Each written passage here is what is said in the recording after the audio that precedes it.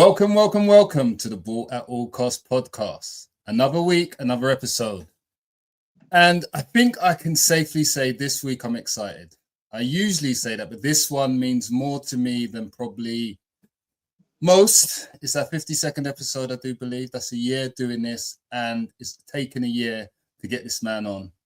That's a lie. To be fair, you take it for granted because I know you're always there. This is my brother, and when I say brother, I mean brother from another mother. Known this man from the age of 3, 4. Easy. I think, yeah. So that's over. I'm not going to say how old we are. You can Google him. You can't Google me. You can Google him. For over 40 odd years. So many synergies. We share the same birthday for those that don't know. To the day. So many birthday. I think every birthday spent together. And just so much. I'm not going to bore the listeners with it. But yes, it's special to have you on. It's going to be a great conversation. I mean, we speak often and we speak for hours about football. So tonight's going to be no different. So I'm looking forward to having you on. So welcome, Kevin Lisbie, my brother, my friend, ex-pro, Jamaican international, Premier League player, over 150 odd goals scored in the league, plus cup games. Hat-trick hero against OC's Liverpool with the run-in celebration from Elephant Man. For those who don't know, Google. Scorer of winning goals at Stamford Bridge against a prime John Terry-led Chelsea team. Scorer of winning goals against, I'm not going to say my team on here, but we were there. You can. Tottenham at home. And smiled in my face afterwards, which was nice. And told me I knew I was going to do that. What else have you got? What else have we got? Coach, father of 5. What else did I have down for you? I'm freestyling now. Yeah, your sister will be upset if you don't say husband as well. Husband. Yes, husband, indeed. Husband of many years, I should say. I thought you were going to say many wives there. Listen, I don't know. I only know one. If you want to make revelations now, maybe save it for your own podcast. Yeah, no, I don't want that smoke. Okay. Pundit, BBC pundit, Charlton Athletic TV analyst and pundit, and also soon to be podcast host, which we're going to come on to. Anything else I've missed other than husband? That covers pretty much everything. I think my whole life story did. Okay, good. We're going to get into it a bit more. Guys, if you are tuned in, you know it's Ball at All Costs. You know what we ask you to do each and every week. It's on the screen. Please subscribe. Please like. Please hit the notification. Leave a comment. I'm sure you will want to comment on this episode. And if you're listening on the audio feed, please leave a 5-star review because we only give you 5-star content. And give us a follow. Right. So it's time to do our check-ins. I'm going to start with you, Mr. Lisbie, and I'm going to dovetail between Kev, Liz, and Mr. Lisbie throughout this, and maybe brother, because we do a check-in with our guest and our panelist each week, and we just share what happened on the weekend. And I know in the Lisbie household there was a big achievement this weekend, so I'm assuming you had a decent weekend. How was your weekend? Yeah, well, fortunately or unfortunately, I'm not the only one that's scored a hat-trick in the house now, so I can no longer lay credit to the only Lisbie scoring a hat-trick in the league. So, my young man, Cairo, obviously scored his first hat-trick for Peterborough on Saturday. 7 goals in 7 games from left wing, so he's doing his thing. Obviously, Kyrie's has got 10 goals this season. Went to watch him. 10 and 7 assists. Let's have it right. Yeah, sorry, and assists. I've never really assist person. I was more about goals. That's why. Tell me about it. Yeah, no, never passed the ball. But yeah, I mean, it was a great day for him and the family to get a hat trick, and he lives in Peterborough, so it's helping mature, develop as a player, as a person, and yeah, he deserved that. To be fair, he's done really well in the last few months. Yeah, and we'll get into the twins and Cairo and his journey and Kyrese's journey in a bit. OC, how was your weekend? Yeah, weekend was good, you know. Weekend was good. A bit of a dodgy gripe, no game on Sunday because it's on grass, innit? His team plays on grass, so it was a bit annoying. But he's recently joined a Saturday team, so he's playing upper year on a Saturday, and he's enjoying it, man. I don't know, was I hard on him? Maybe a little bit, but he got a very good goal, so I said he's up. Hard on him? Was it in a car journey, or why do you think you were hard? Nah, I wasn't hard on him. If I'm thinking about like how I used to be, I wasn't hard on him, innit? I just wanted a little bit more work rate, perhaps. But forgetting that he's just starting with a new team, under 10s. He's playing against Argentina level under 10s, so he's adapting. So yeah, he done well. He done well, man. But you said he's playing up, right? Yeah, he's playing up. Yeah, so he's the only under 9 boy in the team. So he's doing good. He's in a good spot. He's enjoying himself. Aside from that, who knew they were a curling fan before like this Winter Olympics? I'm sitting there, I'm watching. Oh, you're probably looking at me. You don't know what curling is. You're like, I know what curling is on the ice. Yeah, it's equivalent of bowling on the ice. I know. Yeah, get the broomstick out. Yeah. My wife's looking at me funny, like, why are you so into this? I'm like, I don't know, but I'm into it. So, yeah, man, I'm in this Winter Olympics fully. Yeah, Winter Olympics is good. Curling's the sport of choice, I think. I've always watched the curling. I haven't caught much of this Winter Olympics, but if I do, it's the curling. So, good stuff. Listen, we're going to crack on. We're going to get into it. Kev's back. This man has got so much to say when it comes to football, so much knowledge, and is actually an inspiration of mine. I've never told him this, but he's inspired me. I can't tell him because his head will get big. But, yeah, I know, for the listeners. Kev, I know the story, of course, but do you mind sharing your journey into football, your early football before Charlton, and then your journey into Charlton and what that looked like for you? Yeah, well, obviously you know, but we played for Beaumont. I played for Beaumont from the age of I want to say like 13, 14 to the age of 15. It's earlier than that. Was it earlier than that? Yeah, I think we played in I think last year of primary school is when we kind of started. Was it? Yeah. Okay, yeah, so 12. So I think that was 10. I think it was 10, 11, and then into until you got signed. Yeah. Okay. Yeah. Well, Sunday League was the route. I mean, I know if you look at today's day and age, if you're not in the system by a certain amount of time, you're struggling. But it was never a thing for us. It was always about playing football and the love of the game and enjoying it. Never really thought about being a professional footballer, to be honest with you. It was. I don't think that's a conversation. I can't remember having that conversation with you really about never. Who's going to play for what club? I think it was more about who's going to score more goals, me or you. Yeah. I'm going to say me, by the way, just to everyone. But it was close. It was close, you know. But I think one goal almost every year, 2 or 1 goals. But yeah, I love you. You can rewrite history, right? Because you've scored in the Premier League. I haven't, but you can rewrite history. It's okay. I'm just talking from my memory, so just be patient with me if I make a few mistakes. Okay. Fair enough.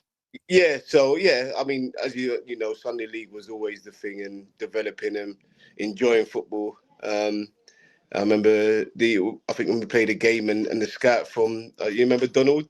Scout from Charlton. Donald, yeah. He obviously came down to watch a game. I don't know if you ever know the story. He came down to watch a game, the pitch next to us. I didn't know that. So he was watching. He was sent by Charlton to watch a game, the pitch next to us, and he was watching that game. And he said he turned around for 2 seconds and started watching our game, the game we were playing at. Mm-hmm. So it's a bit fortunate that he actually saw us play at that time, because he obviously had plans to watch someone else. Yeah. And then he said he ended up turning around and watching our game for the rest of the day. And obviously we won. We both scored. Yeah. Then obviously we both got the invite to go down Charlton. Yeah. And I remember, Donald, I remember the day that happened. I also remember us playing, because I think back then it was kind of, we did train down there, but I do remember a showcase game. And this showcase game or trial game had, I guess, 22 boys that didn't know each other, or we knew each other, but it was a scrappy game. And from memory, this is the way I remember it, so bear with me. Go on then. I remember it being 0-0, kind of a drab affair, nobody really knowing each other, not much combination play. And a certain young man who's on this podcast, not me, popped up with the only goal of the game. Half volley from the edge of the box, the famous Lisbie toe poke. And I think that magic moment was the moment that kind of sealed the deal for you there. And my memory has it that you went round the corner into the office and signed your contract that day. Obviously that didn't happen, but I think that's just that's your memory. I think that's I think looking back on our careers, there's always playing without fear.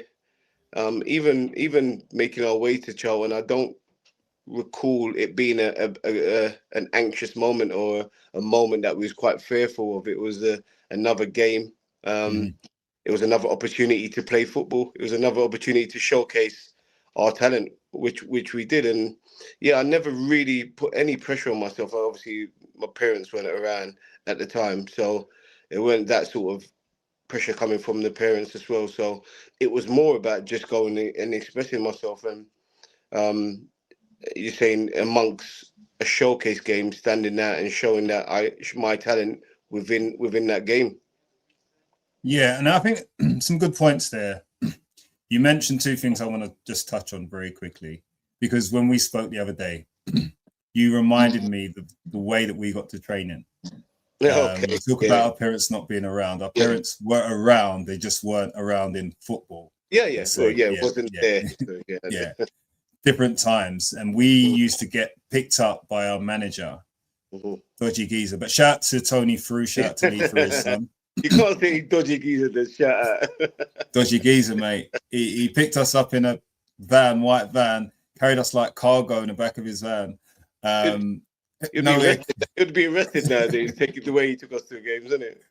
Yeah, swinging side to side, like banging against the side of the van, holding on to whatever was there just to get training, opening up the shutter out of the back of the lorry, seeing daylight. Dying for fresh air. Exactly, water, everything needed. And that's just to get to football, and that's where we played. And then you talking about little fair, I think that was partly because there was no pressure, partly because we played football for fun, partly because it was just another game. Just another game. And don't get me wrong, we wanted to prove ourselves. We always wanted to prove ourselves to be the best. We had competition between ourselves, not who's the better player, but who's going to impact the game more by scoring goals. At that time, that was the currency for us. You played in midfield, but as I always used to say, you only passed the two things, the back of the net and sometimes me. And especially if there was one or two goals in our season count. Fun times. But I think you hit a good point when you said, obviously, the main aim was to impact the game in it. I think that was the driving force in our game plan and our development, was to impact the game. And you're talking about the competitive nature. It was always friendly competitive nature, but it was always to stamp your mark on a game and leave some form of opinion on the game. And I think we both did that throughout our whole time at Beaumont. Yeah, 100%. And then won't bore everyone with this the stories, but we used to get, because we were the only two boys from Hackney and we played in a team from Bow, we didn't go to school with the boys, and a lot of our rival teams were made up of boys that went to school in Bow, and we were the two kind of standout players, but also the two players that they tried to rile up for the big occasions. And there were so many rumors flying around about he said this, they said this, and what they're going to do to us, and we were just like, we're going to play football, we're going to score goals, and we're going to smash it. I think when you grow up in Hackney, you haven't really got much fear, have you? So, it was never really fearful of what was on the pitch or off the pitch. It was always as you mentioned before, going to a game and impacting the game, and that was pretty much it. Yeah, exactly. So you actually, I forgot to say this, by the way. You are our fourth guest with our birthday on this pod. By Is the way, it? yeah, we've had the white girl. Okay. We've had, well, I said fourth, including myself.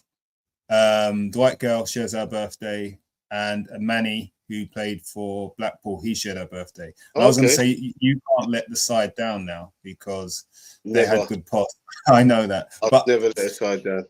Thinking about it, it's me who's probably let the side down because both of those, along with yourself, have all played the professional game and got paid to do it. I haven't. So you're right. That being said, you signed for Charlton mm-hmm. as a youth team player, academy player. What was that journey like? Coming from where you came from, without the expectation, you're going into an environment now where probably a lot of the boys there had pressure from parents, expectations, maybe doing extra bits outside. You came in, and I want to say raw, but not raw as in raw talent, but raw as in you didn't have the fine tuning of one-to-one sessions, group sessions, coaching from dad, or things of that nature. How did you find that environment? Well, I think the first thing to mention is, I think even within academies, I think when you get to that under 16 stroke scholar, one of the things I've always been told is that they actually start looking for independent boys.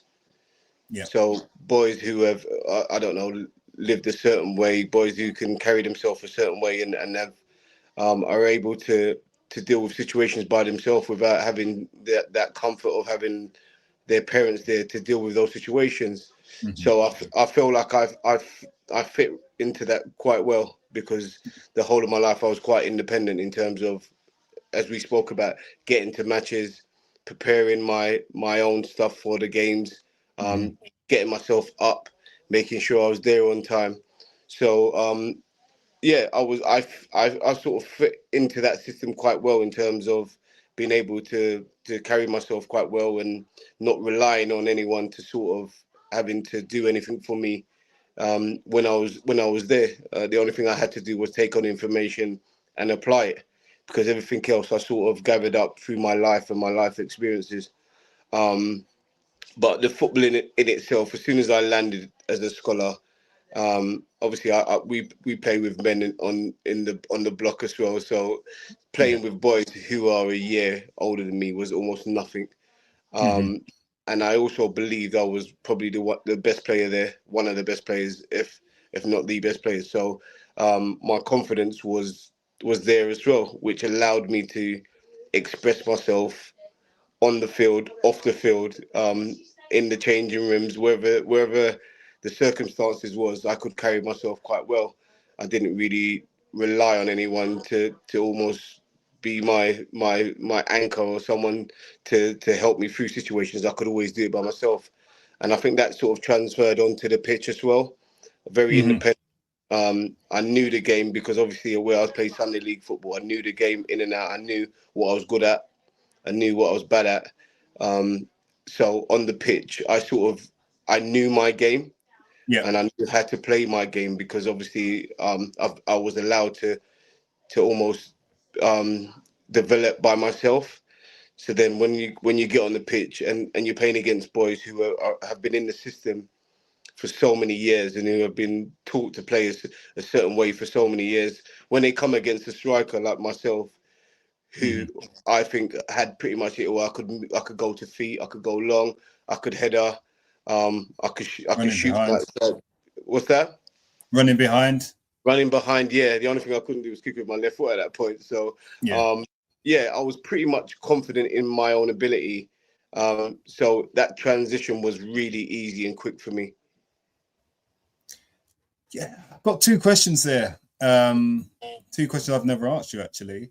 You touched on the independence, and academies today want that, and that must have been massive for you, thinking about it now, because we were very independent, very, very independent. like night and day to what kids are today. And obviously times have changed. But did you, in that environment, did you find that some of your peers, you don't have to mention any names, did you, some of them were pampered? I wouldn't say pampered. In that moment, I wouldn't say pampered, but they probably were. And that probably stopped their development as quickly as it did mine. I think sometimes we can hinder our kids and just by being parents. We you know what I mean? Like, we have to be really considerate, especially if we're looking to bring our kids into that environment. We have to be considerate of what's good for them and what's not good for them if they're going to transition into obviously playing football. Because we won't be there to baby them or help them through a lot of the situations that they're gonna incur on the pitch and off the pitch. So we almost have to allow them to be themselves, but also reel them in at the same time, if that makes sense. Yeah, no, totally. And so you navigated a very tricky situation in time, because back then, I mean, there's banter in the game now, but in the time that you went in, there must have been non-PG, stuff you can't even discuss going on now. I went in there very straightforward about who I was, as you know. I know this. Yeah, so as soon as I stepped in the building, my character shone through. And what was acceptable and what wasn't acceptable, I made quite clear in terms of my involvements in all those shenanigans, as you called it. I was brought up a completely different way to most of the 90% of the boys there. And to be fair, they respected me for it, so I was never really involved in all that. Yeah, no, I totally get it. And it's funny because I know you obviously for a long period of time. You're a confident person, but you're not a cocky person. You're a very humble person. Yeah. But you are very confident, but confident in the right way. Yeah. And I can imagine, well, I know what it was like when you went in there. Like you said, you set a stall out, your own stall out, and said, this is who I am, without saying it, but by your actions and by your non-actions, you set a stall out as to who you are, what you will accept and what you won't. And this is without having any parental guidance, which we're all trying to give our children today, and all of this schooling. So what you managed to navigate by yourself, you should be really proud of. I've got one more question to ask, which I think is pertinent today, and then OC is going to jump in. You went into the academy as a midfielder, right? A goal scoring midfielder, scored 69 goals in one season. I think I got 70. Like I said, I think it's the other way around, isn't it? So we'd have to look at the records. There's no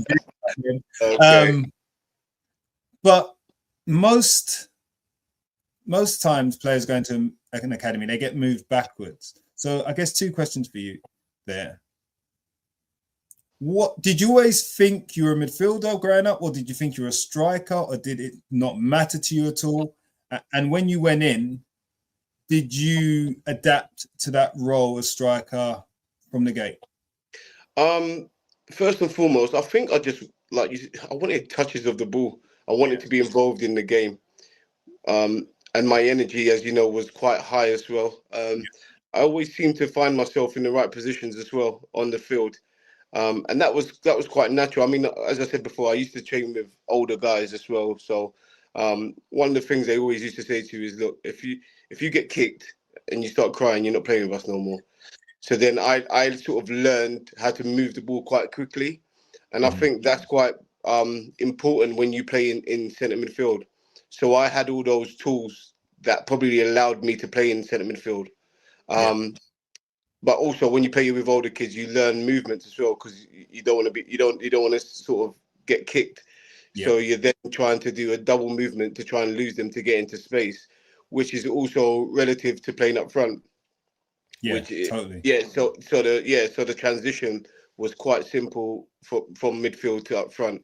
The idea is to lose your opponent, to make space for yourself so you can get a shot or you can get the ball. And I think that sort of transferred into the striking role that I sort of moved into, and it sort of happened effortlessly. It was like within, I think, 2 or 3 weeks of my scholar, they were like, okay, we're going to play you up front.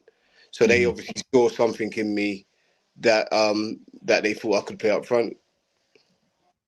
Brilliant. And just, I think it's in keeping with your, not carefree, I don't want to say carefree, because you cared about being as good as you could be. Yeah. But your attitude to, okay, I'm just playing football. So if I want to play up front, I'm going to play up front. If I'm going to play midfield, I'm going to play midfield. I think it did help the fact that I scored a hat-trick on my first game for the. So I thought, I remember you said. Yeah. So I think, I mean, if I weren't scoring goals, I think it may have been an issue. And also, when you play with better players, you get the ball a lot more. I think if I played up front for Bowman, then that's me and you up front, and then you're now relying on a midfielder to give us the ball, which would have been quite difficult because we didn't have those sort of midfielders in our team. So I mean, the higher you go, the more you play with better players, the more touches of the ball you get. So I was more than happy with that. Yeah, so you just killed Paul Williams there and Scotty Smith. You just said they're not good enough. That's okay. Let's hope they don't watch it. Let's hope they don't watch. Sorry, you go for it. All good. I'm enjoying it. Kev, just wanted to understand a little bit more about your time in the academy within Charlton. What was that like day to day? Because obviously you came in at, say, what was it, under 12, under 13, and you've got the scholar and you've then got the pro. What was that like? You like turn up every day? Did you have to like show 100 every single day? Like what I'm just trying to understand what that yeah. So obviously it would have been 15, 16 that I went to my scholar in it, because I wasn't in the system at all. So we went straight from under 16s into the scholar. Oh, wow. Yeah. Yeah, so I wasn't in the system at all. Me and Andrew, as we pointed out before, we were playing up. I think we was up until under 15s, under 16s at. Yeah, Beaumont. we were playing together. Yeah. It was different then. Yeah. Yeah, so I was, funny enough, I was actually on trial at Charlton, or playing for Charlton at under 16s, and I was still playing Sunday League as well. And my Sunday League team were actually paying me to play. So I was playing Saturday and Sunday. Too late now. Too late. They shouldn't have done That's why I said dodgy character. Yeah, 100%. But I just love playing football. And then obviously when you join into the scholar, obviously now being an official Charlton player, as they call it, a scholarship, the transition was really quick. So as I said before, I mean, we have pre-season, it's full-time, you're training. Pre-season is completely different to it is now. Like I remember, like the manager would take our boots down, and the manager would be like, "Where are you going with your boots? Put your boots down. You don't need them." So you're literally doing hill runs and you're running for 2 hours, and then you go and having a rest, and then you're back training again. Now this is all completely new to me. This structure, in terms of the importance of running, the importance of the technical side, the importance of treating your body right. All those sort of stuff were quite new to me because I've never been in the system. But I mean, I think my attitude allowed me to take on board information quite quickly and apply it, which is a good trait to have. I think if you're gonna move up the levels. But yeah, it was effortless to me. I mean, as I said, the first game of the season, I'm a first year scholar. Just got into the system, and I'm starting the first game over boys who have been there my age for years, and boys a year above me, because you got obviously the boys that have been there from the year previous. So I'm starting over them. So you got boys older than me on the bench, and I'm actually starting. And then obviously my first game, as I said before, I scored a hat-trick. So straight away I've hit the ground running. But I found it harder to play Sunday League than I did, because like it was, all these boys have been in the system for a certain. Yeah, sorry.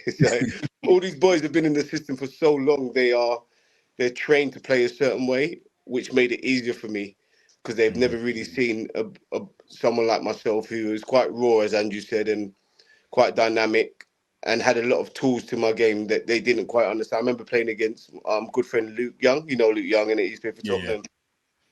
And he said to me, it was only when I started playing with him at Charlton, he goes, Kev, I used to hate playing against you. And I said, why is that? And he goes, you just wouldn't shut up and you wouldn't stop moving. Like you wanted the ball every occasion and you're so aggressive with it as well.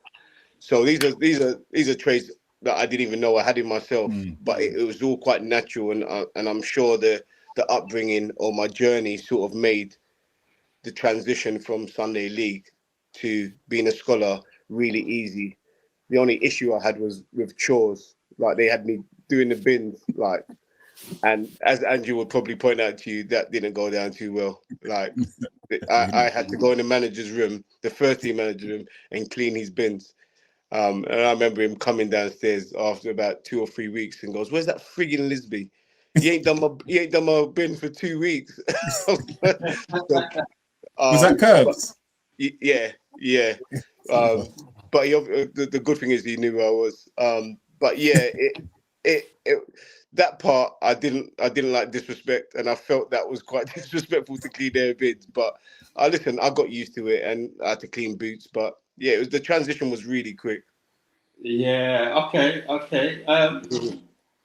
And what's your thought on in present day now? What's your thoughts about getting into the system? Do you think it's very different now, where you just need to be in the system as early as possible, or do you think that maybe staying out a little bit longer and just working on your craft might still give you that advantage? You see, I've spoken to so many parents who've asked me that same advice with their boys, obviously, or their girls trying to get into the system or having offers to get into the system. For me, it depends on the child. It depends on the child. One doesn't fit all. I'm sure there will be a lot of, like John Fortune, for instance, a good friend of mine. He was in the system from day one, and he went on to have a brilliant career. So I just think it suited me, my journey, and I think it was the right thing for me to almost. I was a confident person, but maybe if I joined at 13, I wouldn't have been as confident as I was at 15, 16. So the timing was very crucial for me. I felt when I was 15, 16, I knew myself, I knew the game. And I think that's what made that transition a bit easy for me. But going back onto your question, and I think it really does depend on your child, and that's why it's so important that every father and mother knows their children and tries to understand what's best for them, because one shoe doesn't fit all. Yeah, that point is key actually, because obviously we'll get on to your kids and their journeys, but for me, parents just want their kids in the system like now, like they want them in the system right now. And actually, listen, like, God forbid, innit? But a lot of the kids that have just gone in because their parents wanted to box them in, they'll come out because they weren't quite ready. And who knows? I've watched games and I've seen kids, academy kids, cry on the pitch, literally cry on the pitch through frustration. So he obviously wasn't ready. They're obviously not ready for the stresses that come with it, because there's a lot of information. You're talking about information. You're talking about dealing with this information. You're talking about applying information that's given to you on the pitch in stressful situations. If your child hasn't got the tools to deal with that, it doesn't matter how good they are. They're not going to be able to cope with it, and they're not going to be able to produce and show their best side. Yeah, it's an important piece for the parents to take in that one. Listen, I know my last question at the minute is: it seems like you've just enjoyed your football, certainly from a young age, and you sort of the opportunity came and you took it with both hands. But I just wanted to know from you, when did it turn serious for you as opposed to fun? Because for me now, under 8 kids, under 9 kids, under 10 kids, like this thing's serious from young. Yeah. And I just wanted to know from your perspective, when did you feel like, okay, cool, actually, this is a bit different now. I need to like switch on. Probably when I got released from Charlton, about 28, 29. I'll be honest with you, people ask me what it's like playing the Premiership, and I always say I can't remember. It is that intense. You have a good game, you haven't got time to dwell on it. Your manager comes in on Monday and he says to you, "Don't dwell on that game now. You got to focus on the next game, which is Tuesday." And it just rolls into one, and all of a sudden you're 8 years into your career. It's not an enjoyable sport. There are very few moments where you get to enjoy it, and then more than likely after the game's finished. It's just so intense during the game. I'm talking about obviously playing in the Premiership and my career, but I didn't really. I was quite privileged. I said to you, from 16 to 18, I was in the system and I was playing. I was in the first team with 17. So within a year and a half of being in the system, I'm playing in the first team in front of thousands of people. So it was a bit of a whirlwind. It happened really quickly, and I didn't really take in what I was doing and what I did. Andrew will tell you. Everything was just simple for me. Everything, I didn't let anything stress me out. Even when my highest moments, like when I should be celebrating, as Andrew will tell you one day. I was waiting for green light to talk about this day on the pod. I thought I'm gonna have to save it for his pod, but it's a story I always tell, and I can't get his reaction now. But what he's talking about there is, I have a different answer to the answer he gave, by the way, but I'm going to talk about the moment he's talking about. So I know for fact when he scored the winner against Chelsea away, he actually scored that goal in a pair of boots that weren't his. I don't know how he managed to do this. His car got broken into the night before. I'm talking about your goal against Chelsea. That's what I told my manager. It actually got told. So I was sticking with the original newspaper story here. Andrew will tell you, I am very much level-headed. I've always been one way. If you speak to my kids, like obviously my podcast is coming out soon. There's a bit in my podcast where the boys talk about me showing no emotions. Heard that. But they also go on to say, you know what, we know you're happy for us, but you just show no emotions. And I said, listen, what would you do if I showed emotions when you miss a chance? And they said they wouldn't like it. I said, well, exactly. I can't just show my emotions when you want me to show. So I try and keep very balanced and quite level in everything I do. And I think if you look at their career now, it's sort of transferred into their career as well. Yeah, definitely. Can I add to that? Can I tell my story? Or do I have to save it for your podcast? Is it the Liverpool one? Yeah, it's of course going to be the Liverpool one. No, go ahead. There's a few in it. There's a Tottenham. Yeah, there's a few. Yeah, we're not talking about that. We're not talking about that. So the Liverpool one, I always tell this story. So if you haven't heard it from me already, I don't know what's happened. When I speak about Kevin, I speak about humble.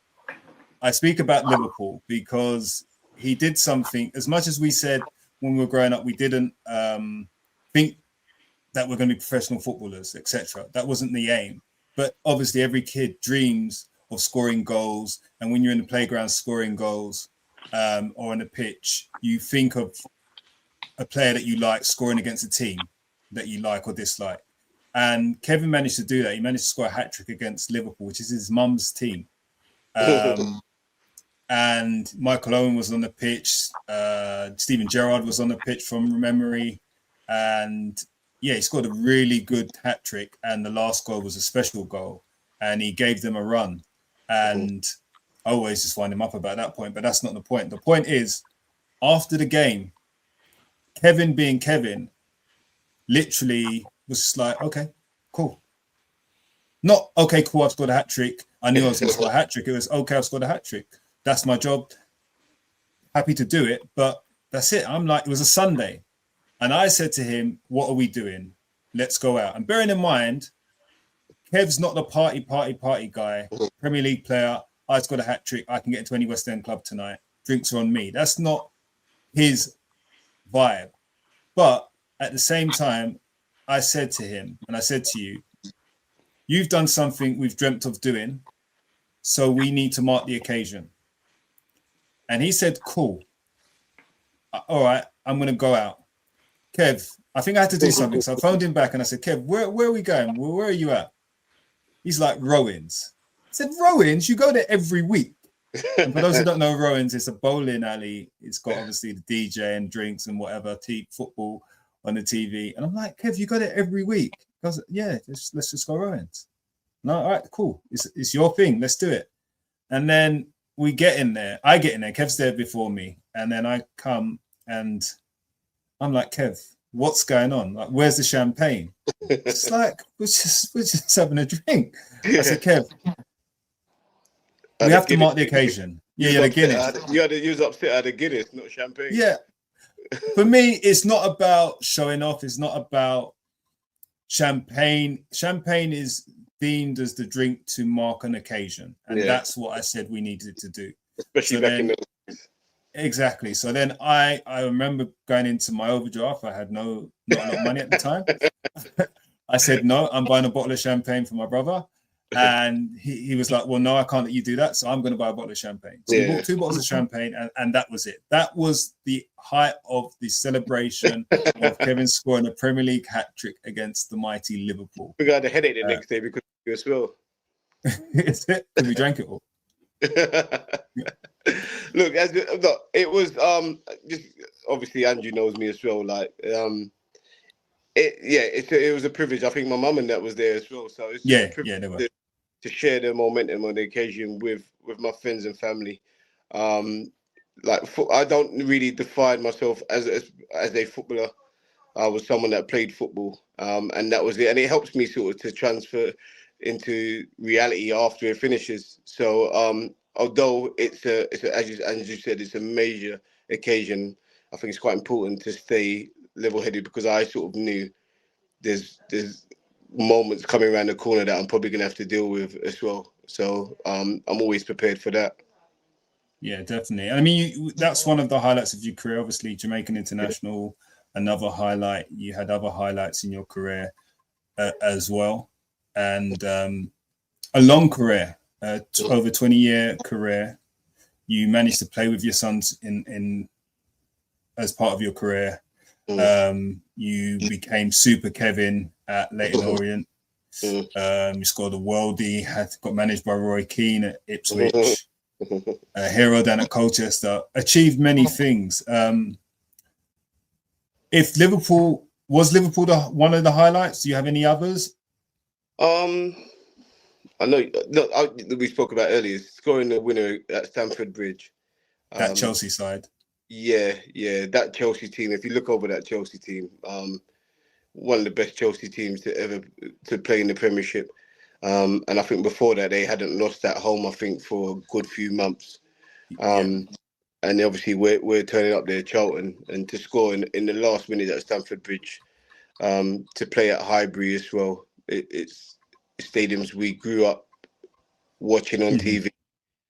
Just to be part of those massive stadiums, those stadiums that we used to watch, for me, was the highlight. But definitely the Stamford Bridge one. I actually went out with, it's funny you mentioned, I went out with John Terry after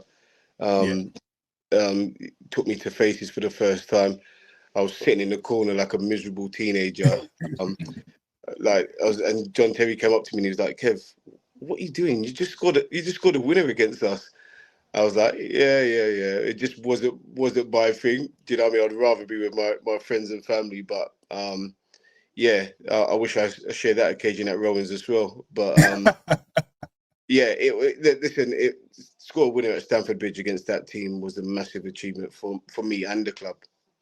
Yeah, I don't know if I'd have been able to join you. That was a midweek game there. Most of us had work the next morning. Yeah, 100%.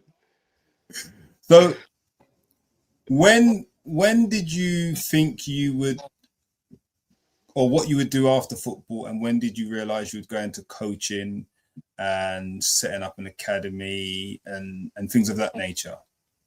To be fair, I had no interest in coaching.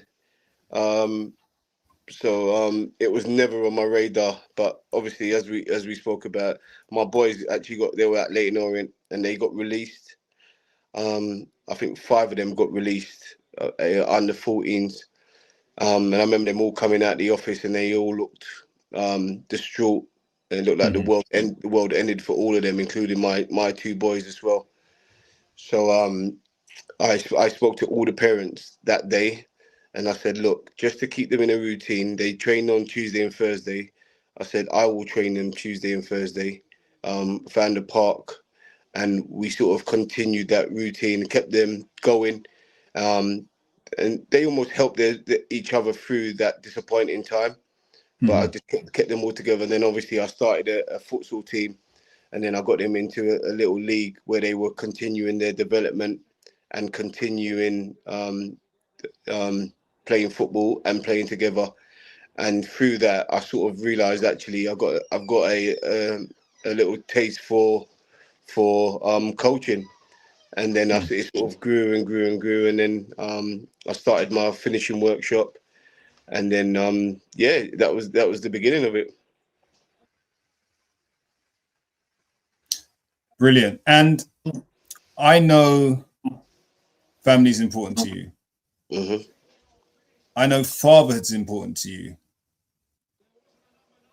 I also know that being a ex-pro, that you care more for your children than them having to play football, because your eldest didn't play football. Well, he plays football now, semi-pro, but you didn't. And I think you helped me with this. You didn't force your eldest to play football. You didn't actually force any of your kids to play football. So when they came out of the academy, why did you take up that task of keeping the boys going? Not just your boys, but the other boys. What was the motive behind that, do you think? First of all, it was the disappointment, like helping them with the rejection. I think rejection I don't think there's enough done for kids out there who get rejected. They reject you, and then they say to you, look, we're going to send your resume out to other clubs, and they don't. So there needs to be more done in terms of when you release kids, what you can do for them. And then witnessing those 5-6 boys and their reaction. Initially it was to help them overcome that problem there of being released. And then it's funny that the rest of the boys trained with me for a good few months, almost a year. But my boys, obviously, because they're my boys, sort of stayed with me. And I saw the development in them, and I saw the hunger, desire to be better. And I think that's probably the main reason I continued with them. If they at some point said, Dad, I don't want to do this no more, I don't want to go training, then I think it would have been a different situation. But it was more to do with them and their hunger to get better, be better, and be professionals. They would be in the garden sometimes practicing their celebrations for when they're going to become pros. And the funny thing is, like, I've got videos upon videos of them celebrating, and now I'm actually watching them do it. These exact celebrations they were practicing when they were 14, 13. They are now doing it in front of thousands of people. But you told them up for it, by the way, and on national TV. I tell them off for everything. That's just me, you know. It goes like that's not my character in it. But what I've realized is it's their character. Yeah. But what it does, it draws attention to them. So I'm just making them aware of the attention they're drawing to themselves. And if they're comfortable and they feel like they can handle it, then I'll be here to support them. But I think it's my job to make them aware of what it's like to be a young black man dancing when you score a goal. Do you know what I mean? Like, so, no, that's the reality of it. Yeah, it's the reality. It's the reality of it. You're a young black man. You're showing off. So once they're aware of it and they enjoy what they're doing, I'm like, all right, go fill your boots. But their characters sort of shine through as well. So that sort of allows them a little bit of grace in terms of their celebrations. Because if you ever listen to them talk, you actually realize they're two down to earth or three down to earth young men who are humble. So it's important. It's very important that they have that balance. Yeah, 100%. I just want to say, apologies for being late, Kevin. It's such a pleasure. Dare I say, starstruck. You should have played for Spurs. You know what I mean? And what a player. I remember you licking them shots. I guess for me, the bit that I'm almost humbled by and also struck by. First of all, big up to Rowans. Anyone that knows Rowans, you have to have grown up in Hackney to know about Rowans. Definitely. Is that for someone who played at the top level, you banged in goals, you scored hat tricks, your name dropping, places in Gants Hill, places all around. With everything that you learned in the game, and let's park your boys for a side because we know we're going to go into that. On reflection, would you want them to be footballers? Given what you know, given what you went through, given what you've seen, because one of the things that I've noticed, this is where I'm the bundler, is I've noticed that all pros tend to be really, really chilled. They're not trying to rush this thing, and I just want to get deeper into why you're so calm, if you get what I'm saying. Yeah. I think your character always shows on the pitch. Your character always shows up on the pitch. So if you are a person who worries and you're a person who's stressed out on the pitch, it doesn't change on the pitch. So one thing I always say to my boys is like their character shows, like the one that's at Peterborough. If you listen to him, he doesn't talk. He doesn't talk at all. He's very chilled about what he does. The other one is very aggressive in the way he is. He's like the older twin, but he's very outspoken. And they both play like that. They both play that way. So your character is important. I'm always trying to make them aware of their character because it will transfer onto the pitch. So it's quite important that they have these characteristics that allow them to develop and progress and do well on the pitch. So who they are as young men is very important to me. They could walk past and they'll be doing something and I would pull them up a million times if I feel like it's not good for them in terms of football wise or who they are as young men. So I'm very onto them about who they are in terms of their characters because it does transfer onto the pitch. So for me personally, we speak about my journey and nothing really fazed me at all. It couldn't, like my first game was against Man City. And I remember the two strikers that were supposed to play got injured a day before the game, our first year back in the Premiership. And then the manager calls me up on a Friday and he's like, Kev, you're playing tomorrow, And I'm like, okay, all right. So I'll go home. Didn't sleep very well, a bit anxious. Natural, 100% natural. And then you get onto the pitch, the whistle blows, you're in the Premiership, your first game in the Premiership ever. And I got man of the match. I should have scored 2 or 3 goals, to be fair, but I got man of the match. And as soon as that ball hit my feet, it was like, this is where I belong. So and then from then you sort of think and then I'm like, okay, I try not to build up occasions bigger than they are because we are all human beings. And whether or not this person's played in the Premiership longer than me or a short amount of time doesn't mean they're better than me. So I then have to go and prove myself each and every time I step on the field. And I'm quite willing to do that because I think hard work is the bare minimum. I love that, Kevin. And you speak to a program that I deliver with my organization called Mind Like a Pro. Mm-hmm. It's really about trying to get young people to think like professionals, both that be on the pitch and off the pitch. And I do say in those workshops that whoever you are in this room will just show itself on the pitch and vice versa. And I agree. So you just confirming that means that I wrote a program that actually does make sense. If you know what I mean. To be honest with you, I think more kids need to have more communications with ex-pro. Like you can have as many coaches as you want, but to become a pro, you should at some point listen to a pro. At some point, 100%. It is so vital because there are so many gems and jewels that we would pass on to the next generation. That would help them quicker than it probably would do without that advice. But I think that's a great program. I think to have. I think they've got first of all, it's not you don't train like a pro. You got to think like a pro. Yeah, there are two different things. Anyway, like training like a pro could mean absolutely anything, but you have to think like a pro. 100%. And I think that's the key ingredient. That's why there's a shortage of boys that go right through to the top and actually play at the top, because at some point you need to be able to think like a pro. And I think that's really vital. No, thank you. And you know, when I'm talking about when I'm doing the program, it touches on everything. We're looking at something as little as your punctuality. You know, how often are you training? You know, if you're training once a week, you're up against girls who are training 6-7 days a week. So how much do you want it? How hungry are you? Are you willing to put in the work? You know, there's My no boys, shortcuts these days. yeah. You know? Well, for instance, I'll give you an example about my boys. Like I used to say when they got released, I used to say, look, the academies are going to train 3 times a week now, so we have to train 5.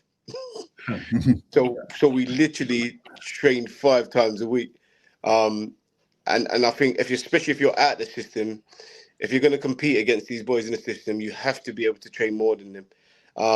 And also, I know it's a pet hate, but you almost have to be fitter than them as well. So when they went into Watford, one of the things the coach says to me, they're running twice the distance of every other player. So they were looking at the stats, and both of my twins were running twice the distance, and that was the reason. And unfortunately or unfortunately, however you want to put it, that was the reason they actually got their scholar at Watford. Fantastic. Let's go back. Sorry, Dej. Let's just go back on that point, Kev, because we've titled this "Trust in the Process." They got released. I saw the videos. I saw the videos of the parachutes. I saw the videos of the road runs. I saw the videos of the strength and conditioning that you were doing with them. And they worked hard. Yeah. They worked hard, but that wasn't you cracking the whip. No, that was you facilitating their desire for improvement. Yeah.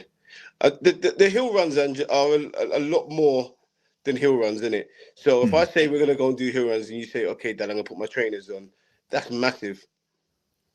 100%. You know, like, that's massive. Like what people don't realize is a hill runs literally 20, 25 minutes. Yes.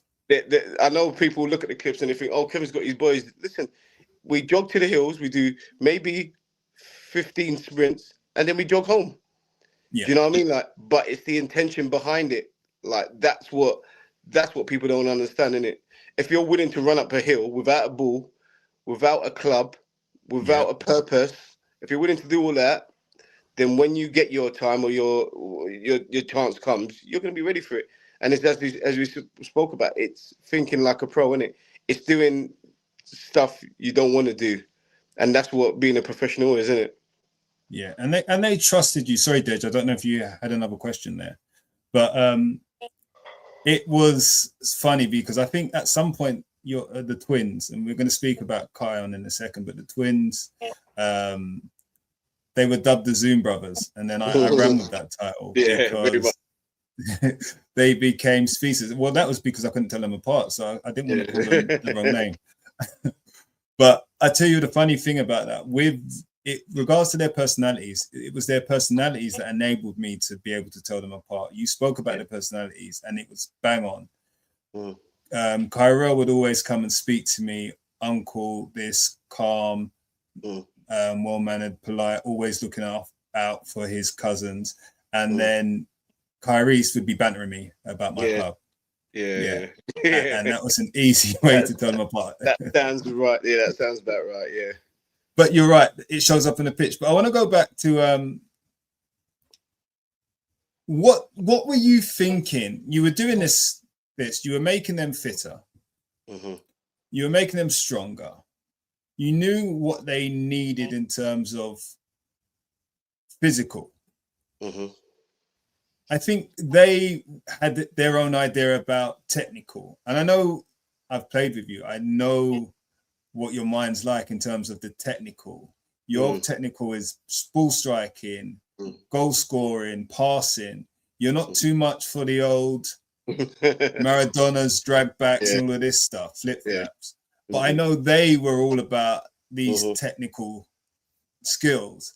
How did that manifest when you were training them? Did they want to do more technical? Did they trust you wholeheartedly and said, my dad's a pro? Bearing in mind, I'm going to point out that they did not really believe that you were really about it until they went on YouTube and saw you score a hat-trick against Liverpool. So what is that like?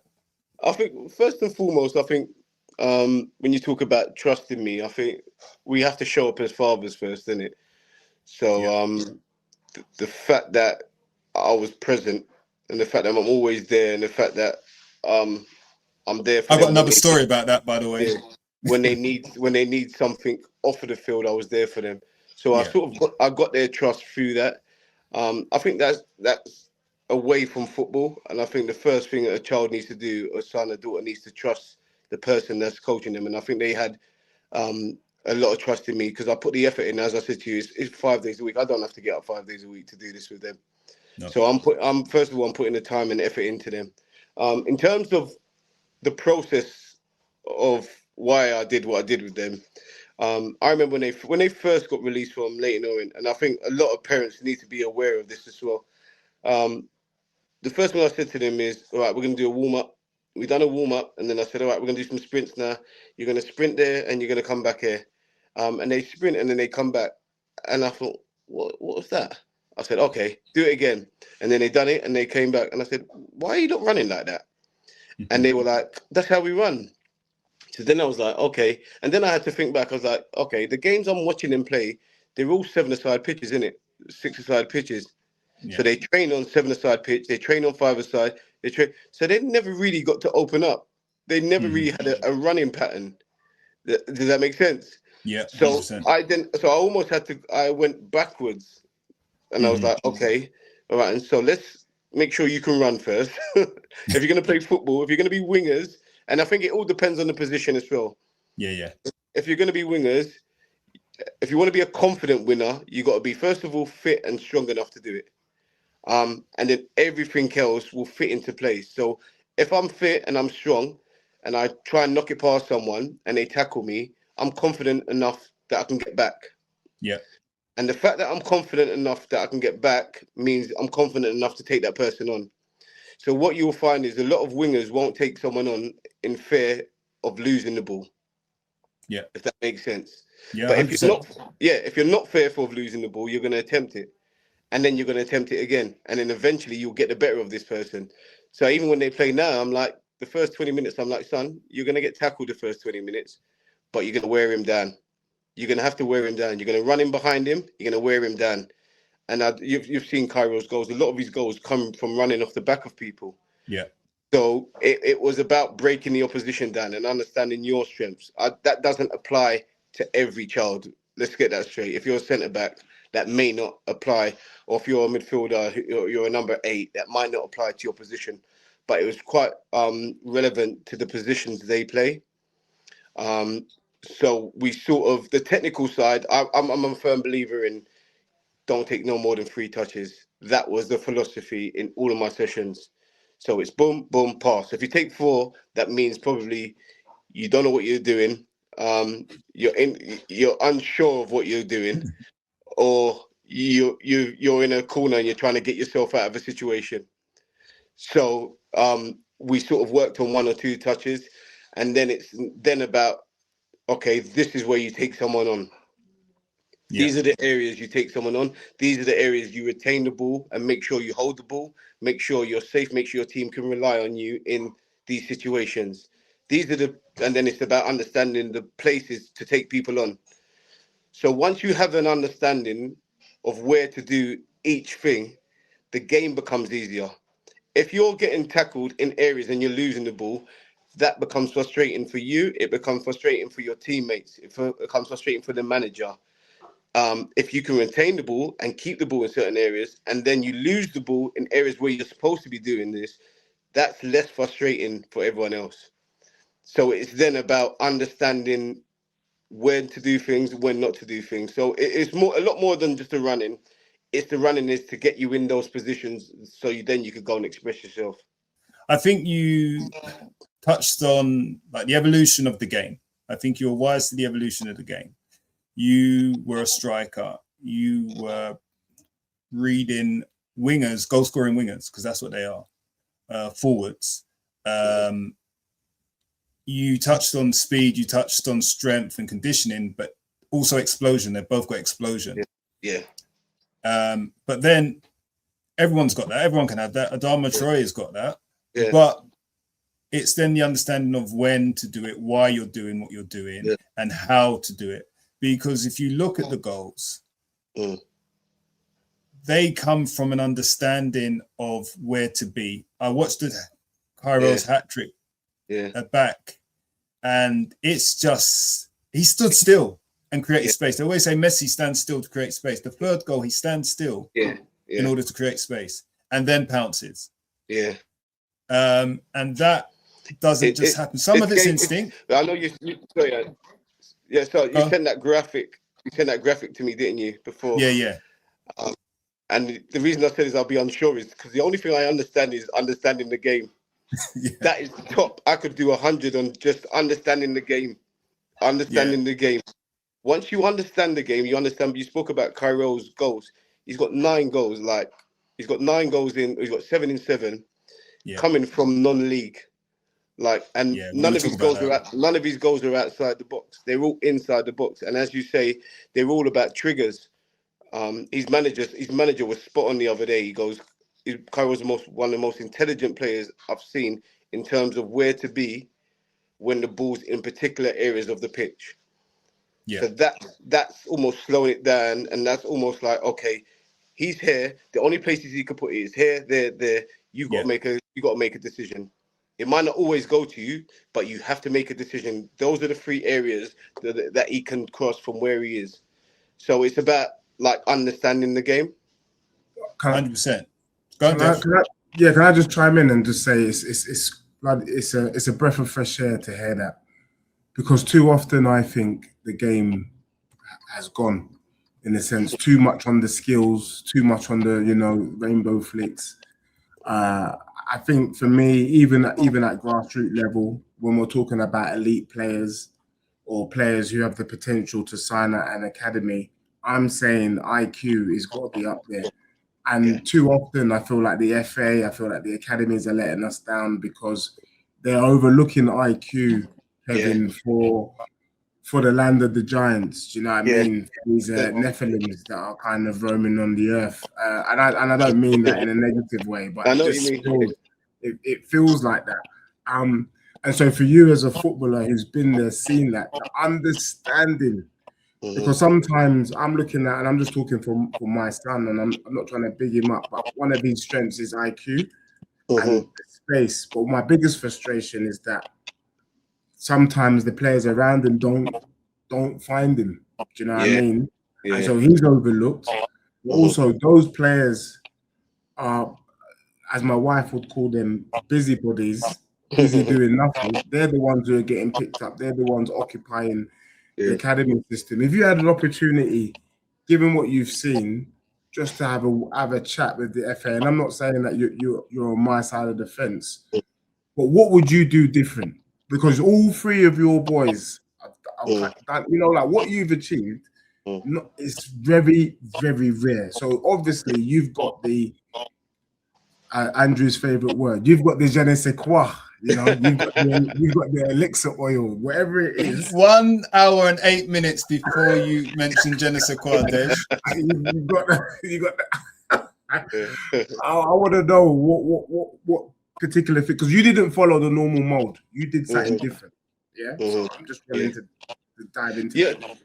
I think just going back on to, if I was to speak to the FA, like trying to identify, I don't think the FA, I don't think a lot of coaches can identify a talented player in this country. I really don't. And it's one thing that it really bugs me when people say, what does it take to be an academy player? Like, there are different reasons someone plays for an academy, and it doesn't necessarily transfer into becoming a pro. They're 2 different entities in it, and they should be the same thing. So what happens is you have the academy, and then you got the under-21s, and then you got the being a professional. Now, being a professional has got nothing to do with being an academy or an under-21s player. And that's the saddest thing. It should all be one. It should be to be a pro, this is what you need to do. And then that should filter through all the systems. But they're all different identity with different attributes. To be an academy player, you got to be quick, you got to be strong, you got to be this, that. But that doesn't necessarily transfer into being a pro. like as I said to Andrew, those boxes you gave me is one thing, just your football intelligence. Like first and foremost, everyone should be at the same level. Everyone should be decent. Everyone should be good. Now, if you've got football intelligence, that sets you apart from everyone. It actually puts you in another planet in terms of other players. Yeah. If you're quick and you're sharp and you're this and that, that may get you into academy. That may even get you into under 21s. But then it doesn't transfer. You look at the stats on people that make it from scholars to pro. It's absolutely ridiculous. Exactly, you're talking about 2 or 3%, 2 or 3%. That is unheard of in this country. I don't know how we haven't done more about that. That 2 or 3% from academies make it into pro, and it is football intelligence. It's the one thing. It's just football intelligence. It's about knowing your position. It's about understanding your position, understanding your role, understanding where to be, where not to be, when to do this with the ball, when not to do this with the ball, when to turn up on time. When you're in a meeting, get there 15 minutes early. Anything else is late. Like I used to do with my boys. I'd say we're training. Training starts at 11 o'clock. They're getting down there at 1 minute to 11. Oh, training's off. Training's off, boys. Why, Dad? We've got 1 minute. No, we're starting at 11. We cannot start at 11 o'clock now. Too late. And then we go home. But Kevin, can I just ask a quick question though? Is that because we don't know, we weren't there, you've played at the top level? I'm just gonna say, do you feel like parents are too passive? We don't push back enough against the system? I'm not saying, I'm not encouraging fighting the system, but sometimes, you know, you can advocate for, look, my child has these kind of attributes.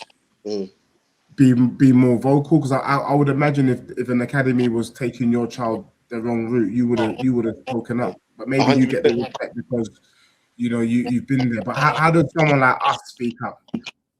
I think even within the system, I think it's a bit like life. There's right and wrong, isn't there? Like I would be watching my boys, and I would be watching their development. I wouldn't be watching the score. We would speak about certain things. Are you able to do what's asked of you? So, for instance, I'm an ex-pro, so I said to my son, "This is what's going to give you joy." So, if he can do that, then I'm like, actually, you know what? He's in the moment. He's in the game. He's thinking about the game. That's the most important. You don't be a pilot and just go through the game. You have to be able to think through the game. You have to have a clear mind through the game. Now, if I give you instructions, I say, this half, I want you to beat a man 3 times. You must beat him 3 times. And then he does it. I'm like, okay, he's thinking about what he's doing. Does that make sense? So the thought process when you get in a game is really important. And I think if you're watching your son and you're seeing him doing the same mistakes over and over again, regardless where he is, it's a red alert. It's a red alert. It's like, okay, is he present in the game, or is he just making sure he wins the game? And I think that for me, even if my boys were in the system and they were improving, I would be like, you know what, this isn't working. This isn't working. But I know it's difficult because every parent can't identify that. But I think at some point you got to look and say, you know what, he could last season he didn't do that. He's actually doing that now. Okay, last week he was doing it, but not today. He's actually, if you got to look for signs that they're developing and improvement, and they're building and they're building and they're building. My boys were 19. From the age of 14 to 19, so that's almost like 6 years of just building their own character, rather than what the club wants from them, if that makes sense. So I think we've got to look at for signs that they're not just playing to win, but they're also playing to develop and improve themselves as well. That's rich, you know. That's rich, and listen, that's why we do the pod, all right? That's why we do the pod, because got people like yourself that come on with your insight. I get, listen, I certainly wasn't a pro, and the vast majority of our audience aren't pros, but I'm always of the opinion that if a parent is project managing their kid, they're in the best place to see like what is happening and where their development needs to take place.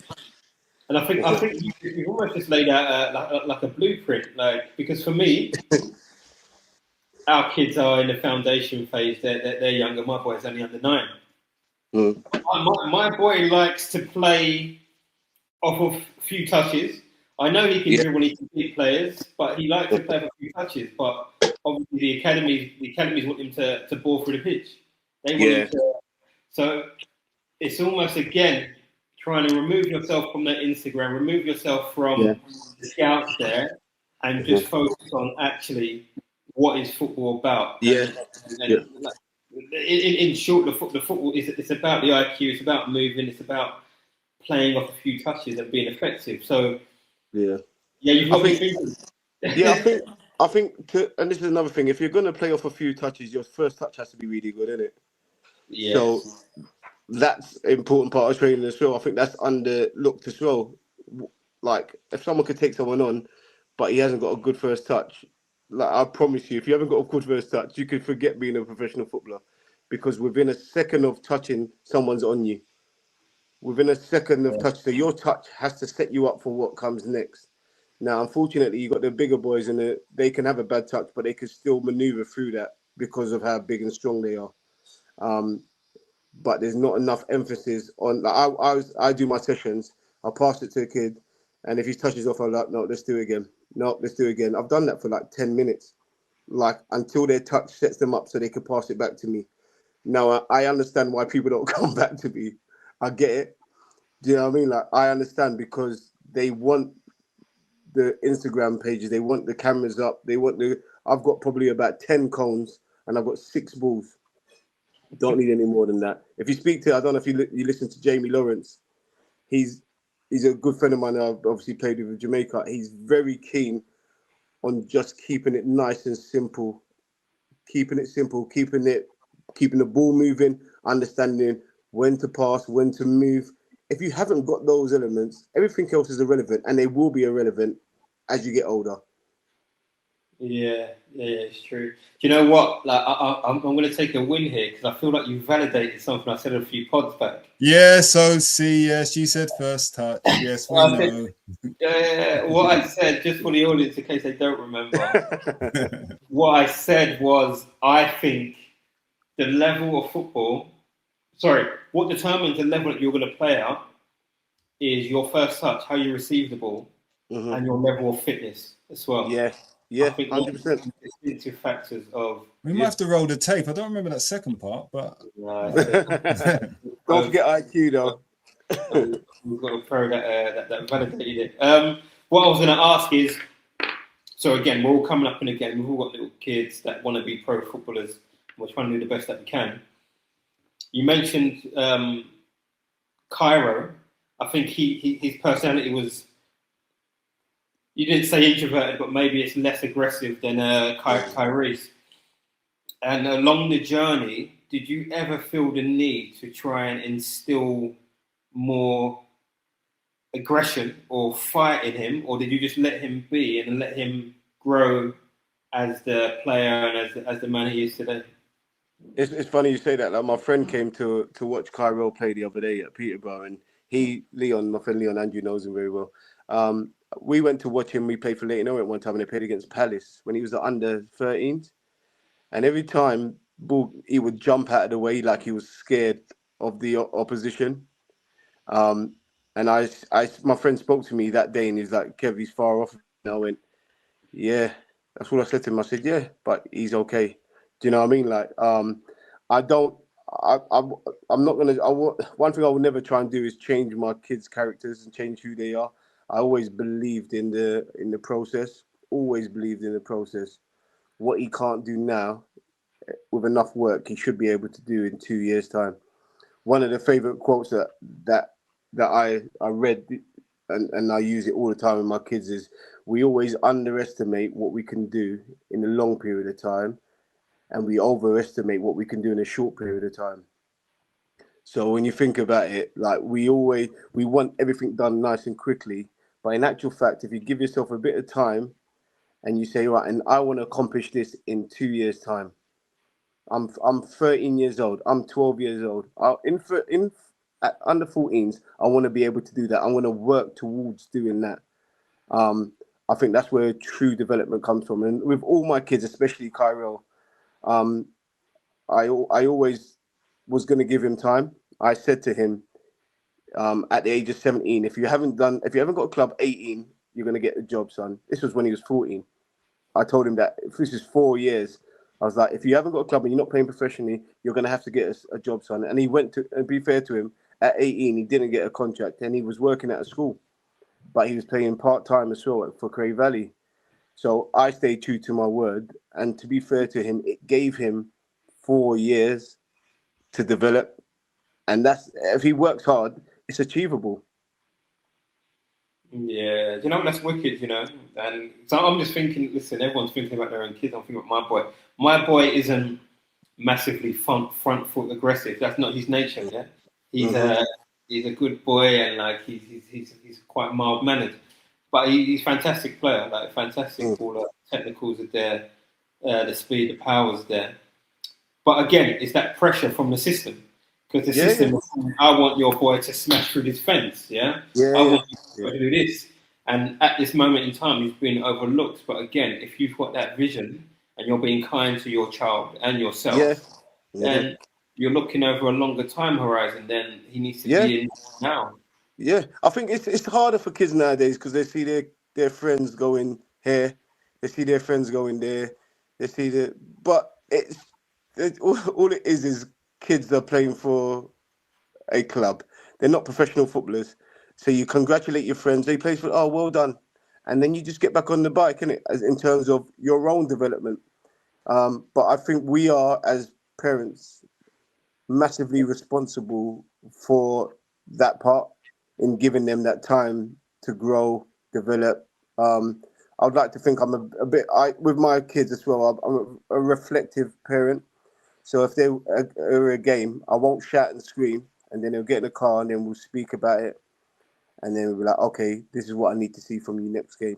And then it was always the next game, the next game, the next game, the next game, the next game. But trading has to be relevant to what I'm asking him to do, if that makes sense. So it doesn't make sense to me saying, look, son, you need to be able to do this. But then throughout the week, I just send him to train with someone else and he never works on it. Never works on it. So everything I did with them, I know it's easier for me. I don't want to, obviously it's different, but we all have the ability to ensure that our kids are working on things they need to work on, whether or not you're training them or they're training with someone else. So if I ask them to do something, me personally, I know it's a bit different. I would always work on that. And as I said to you, I gave them a long period of time. And it also allowed me to be patient and be a good dad to them as well, because I wasn't after that short-term game. So I sort of allowed our relationship to grow as well. Yeah. Listen, that's the ultimate goal, isn't it? Like, we want to be good parents. Like, that's 100%. The ultimate goal. So, yeah, do you know what? I feel like people are getting like free coaching and mentoring sessions from a very. I'm loving it myself. Do you know what? Let me just ask this final question. I think I would like to just understand your kids' journey from young to where they are now. And maybe Andrew will ask that. But something you touched on earlier in the pod, I wanted just to get your perspective on it now. So you said, basically, when you were coming up, you were just playing without fear. That's what you did. There was no fear. You would get in, you would mash it up, and you would be there. And I think in this current climate, do you think it's more difficult for kids to play without fear now, just because of the pressure that's within the game? Yeah, I think, and we've got to be quite aware that some of that pressure comes from us as well, as parents. So we've got to try and minimise their pressure. We've got to try and take the load off them as well, as much as we can. If you speak to any of my kids, none of them will say I would ever scream at them in any game. Like, one of my boys used to say, Dad, I used to watch, when I used to play when I was younger, I always used to see you laughing and joking around the parents. I said, yeah, but I knew everything that you was doing. Do you know what I mean? Like, and I was quite aware that they were watching me, if that made sense. So I would try and calm him down by laughing and joking around the parent, even if I'm upset of something he's done, if that made sense. But I wanted to reassure him that he was okay to make mistakes, and then we'd be in the car and then we'd go over it. But that took me a while, to be fair. That's something I had to learn to that I'm his hero, and I'm shouting at him on the side. And because I've never had it, I don't know what the effects of that is, to have your dad, the one person you value the most opinion screaming at you while you're playing a game. Because I've never had it, I was unsure, so I sort of tried to put myself in his position, what it would be like to have your dad shaking his head, screaming at you while you're playing a game under pressure. We need to do better. We need to do better. Sorry, I'm just going to squeeze this last one in. I do apologise.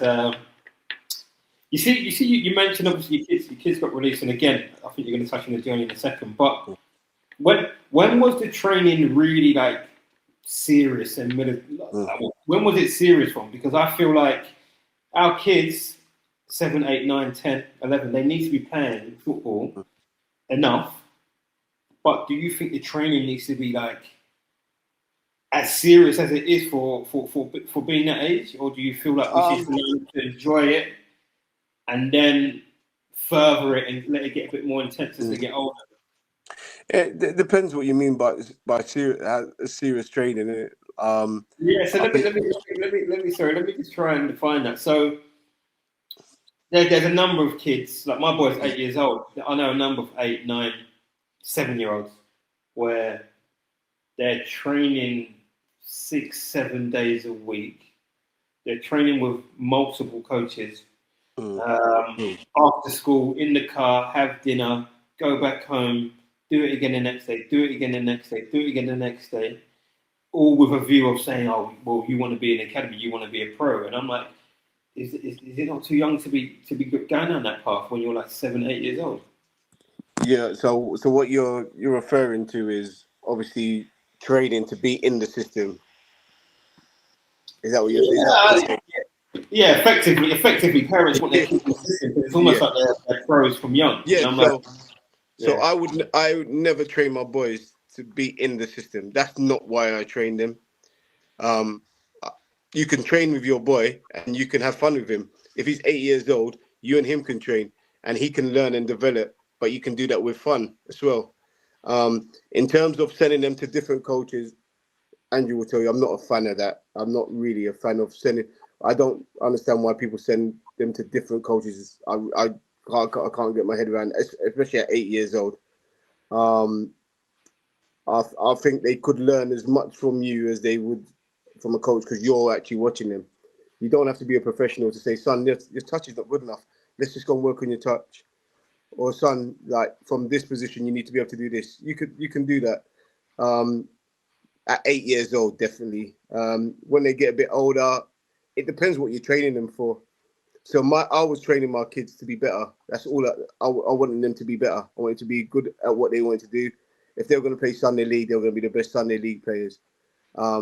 So my aim was for them to be better. Now, if you're training for a particular reason to get them into academy, I think that's quite dangerous because you never know what the academy wants. Yeah, listen, that's some top insight. I've got a boy who plays for Arsenal, who played for Arsenal for ages. I trained him and he got his pro and everything. And I said, look, you need to train to be a good striker, not an Arsenal striker. Yeah. You need to, because the odds are you're not going to play in the Arsenal team. So what happens when you get released from Arsenal? Do you know the fundamental values of being a striker that can transfer into a number of different teams? And I think the basics are the basics, and I think it can be transferred into different teams. So I think it's so important that the kids learn the absolute fundamentals of it rather than training for a particular reason. 100%. Detailed training, specific training. I think you've touched on that, Kev. Yeah. I've seen it. I know this. We discuss this all the time. How are you doing for time, by the way? Because we've got a few more questions for you. Yeah, go on. I'm all right, man. I'm all right. Good. So many questions. I think the listeners should hear the answers from you for. The twins. We're going to touch on the twins, and then we're going to move on to Kion. I think slightly different situations and journeys. The twins played together for such a long time. I know you knew that it was never going to be forever. Mm-hmm. When did you know they were ready to go their separate ways? Because they both went to Watford. They didn't get pro contracts at Watford. So you're going to talk about that journey and what it was like them separating, and how did you feel and how did they feel? I think Kyrie's touched on it on the podcast. I think there was a sense of relief that they both got released. Not because I wanted them to be together, but I just felt that if one got rejected and the other one didn't, then it would probably be harder for the other one. And also, and I say this very lightly, it's academy football. So if it was to become pros, then like we're looking at it and we're thinking, okay, I don't care if one of you are pros, at least one of you make it. But I think for one of them to be an academy player and one of them not to be, I think it would have been difficult, because then it gives me less input in their development. So where they both got released, I could just go to work with them again on all the stuff that they probably needed to work on. But I think the ultimate goal is to become a pro, isn't it? Not an academy player. So if you don't become an academy player, it's not the end of the world. If you don't become a pro, that's completely different, isn't it? Because that's the aim, isn't it? That's the aim, yeah. So the fact that they both, I think they both was okay with it. The issue became, obviously, Cairo got injured in the last training session at Watford, so it then meant he couldn't go on trial to other clubs. So that was difficult. He got a knee injury, so we had to deal with that as a family. And then Kyrie's obviously got a trial to Brentford. He got that straight after, and then Cairo's injured at home for months while he watches Kyrie's get a trial for Brentford. And funny enough, he got his pro. He went to train for Brentford, Kyrie's 2 days, and he got a pro after 2 days. So what one club didn't want, the other one did want in 2 days. So it's nonsense, isn't it? Yeah, 100%. It's really not. One's a Premiership club and one's a Championship club, and the Premiership club saw something the Championship club didn't see. And just so happens now, Kyrie's is a professional and smashing it now. So it all boils down to opinions, and I think it sort of confirmed what I thought about the whole system. That is just guessing. It's literally just guessing. Like, you know what I mean? Like, one of the comments they actually made in terms of Kyrie and Cairo was João Pedro. He was at the club. Yeah, I remember, And they said, like, we're looking for boys similar to João Pedro. And I'm like, well, they've only been in the system 6 months and you're already comparing him to João Pedro, isn't it? Do you know what I mean? Yeah. Like, so it once again, it sort of confirms that what they're looking for, God knows. And I don't like leaving it into other people's hands in terms of my kid's career. So the one thing we can focus on is you lot. And then if someone wants someone with your ability, they will take you. If someone doesn't, then that's their business. And then obviously Cairo went to Cray Valley, as we know, step 5. So he went to Cray Valley at step 5 and sort of he got 29 goals that season. As an 18-year-old, 19-year-old, just been released. So obviously he's playing men's football now. So he could score 29 goals at Cray Valley, but not good enough to play for Watford's 21s, which is ridiculous. Because if you put any of those... Clip that, Toby. Sorry, clip that up. Clip up. Another man's trash is one man's treasure. That's all of it. Clip it up. Sorry, Kev. Yeah, it just... I mean, there isn't a Watford boy in the under 21s that would have done what Cairo done that season, scoring 29 goals from left wing, and most of them got pros. Do you know what I mean? Like, so once again, it sort of confirmed my thought process in terms of the system as it is, the difference between being an under 21 player and being a pro.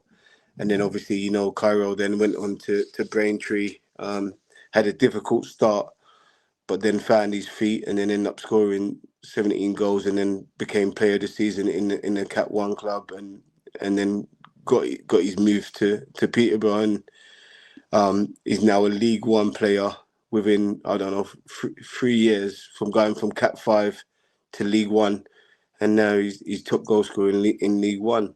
Which just, listen, amazing work from yourself, from Cairo and Kairos. I speak to Cairo quite often via WhatsApp messages. I'm sure he doesn't want Uncle calling him all the time. Right? But I just find their resolve so remarkable. And I know it's from the family unit. I know it's from kind of what's set by yourself and your wife, your good wife, and the wider village. I think that Kyrell is not as confident as, not outwardly as confident as Kyrie's, but I believe internally he's very confident. And I know that this to be true because A, I know him, and B, because of the conversation we had the other day. And I want you to talk to us about that conversation when Kyrell wanted to move from Braintree to Peterborough, what your thoughts were and what actually then transpired, because it's a massive step for him to do. And he went on and smashed it. So hindsight's a wonderful thing. But at the time, I think you had some reservations. And what does your role look like now is the second part of that question, because now you're still a coach and more a mentor as well. So both of those things, what did you think of his jump and what were your reservations and what's your role now? Yeah, I think initially, obviously, we spoke to Braintree, and I think St Albans came in for him as well. I think St Albans were a league below Braintree. So spoke to both of the managers, and obviously the manager of St Albans, I know him very well, Noble. He used to play for West Ham and that. So he said, look, Kev, we've watched him play. He'll fit in our system the way we play and this and that and that. And I came out of that meeting with like, yeah, actually, they actually like you, Kyle. I think you'd fit well in that team. And then obviously, as I said to you before, I spoke to the Braintree manager, and he was quite open and blunt. Said, I've never seen you play before, but you've got 29 goals, so we're gonna take you. We want to take you. So then we come out the meeting, and there's a decision to be made in it. There's one manager who's never seen you play before, but it's a higher league, and there's another manager who adores the way you play, set his team around how you play. So then there's obviously a decision to make, and we come out there and I'm like, son, I think you should go to the manager who likes you, the manager that obviously values the way you play and this and that. And he went, yeah, but I want to go play high. And I was like, son, you can't just go play high. Like, you have to play for a manager that wants you. He goes, nah, I want to play as high as possible. So then I'm sitting there and I'm looking at it and I'm thinking, am I going to have to take this out of his hand? But I can't, because obviously he's now 20 years old, isn't it? I can do it, as you well know, but it's his career. So then I said to him, I said, son, are you sure? As him, Dad, I could do it in step one easy. And I was like, oh, God. I said, fair enough. Do you know what I mean? Like, and then it turns out that it was the best decision he's ever made. But you're talking about my role. Let me just chime in there. Let me just chime in before you speak about your role, because I just want to say you were both right in that situation. You were right because Noble had identified what he was good at and how he would fit in the system, and he would have thrived. Hindsight, we believe he would have thrived in that system. However, he was right in the fact that he can do it at step one. But why you were right is because initially it wasn't all roses for him because of the situation that he stepped into with a manager not seeing him, not necessarily knowing his strengths.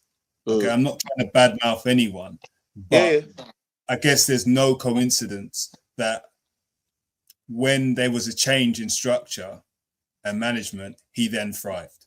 Listen, everything I've done, I've tried to do, and I'm sure all of us here, we've tried to do the best for our kids, whether or not it's right or wrong. I just think we got to be able to look ourselves in the mirror at the end of the day and say, look, I've done the best thing for my child. And I don't feel like if you went to St Albans, I don't think it would have been the best thing for him. because it's not something he wanted to do as well. Yeah. So you sort of have to weigh out what you believe to be the best thing and actually what is the best thing. And we had a short space of time to make that decision. And thank God we came to the right conclusion. And it goes to obviously the question that you asked: what is my role in it? And now as he gets a bit older, I've become his support system in it. I've become someone now who he can come to with his problems. And I think through our relationship and through our journey, I've ensured that I'm still that person for him. And I think we've got to be quite mindful that we don't burn bridges as well with our boys, that we can't be that person that they come to, because there will come a point where they're going to need us to guide them, but they've also got to trust us in that as well.